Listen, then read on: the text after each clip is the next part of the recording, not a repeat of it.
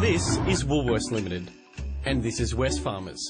You know them as Woolies and Coles, the big friendly giants, the number 1 and 2 retailers in Australia. 23 cents of every dollar we spend ends up in their pockets. More than just Woolies and Coles, they own a range of supermarkets. They also own variety stores, electronics outlets and hardware chains, as well as many of the places you buy alcohol. And not just bottle-os, Woolies has a 75% stake in 270 pubs and clubs, and Coles is catching up with 91. That's a lot of poker machines. Woolies alone operate 12,000 of them. The giants also sell fuel through deals with Caltex and Shell, and Wesfarmers owns coal mines in 3 states. But their core business is still groceries. Together, they share more than 70% of the Australian market. The UK's 2 biggest chains share 48%. The US equivalents are mere 20. The giants flex their competitive muscles in a number of ways.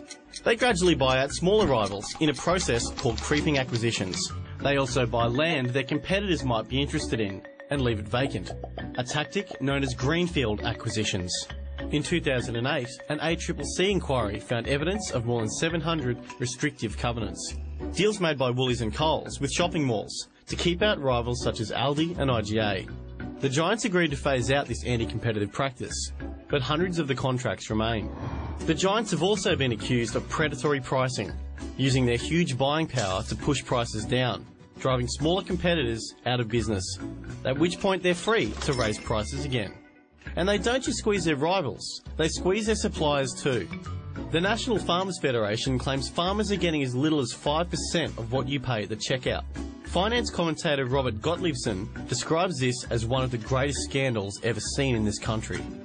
Despite a recent ACCC inquiry into pricing competition backing the giants, farmers groups are now calling for a royal commission. Last year, Woolies and Wesfarmers made over $100 billion in revenue. They spend millions of that marketing themselves as caring Australians. Yet our grocery prices are up 41% since 2000. That's 8% higher than the OECD average. But if you want to protest by shopping elsewhere, good luck. Woolies and Coles have 6,500 stores. Despite protests from some communities, that number keeps growing. Woolies and Coles, our big friendly giants. As the Coles ads tell us, every dollar counts.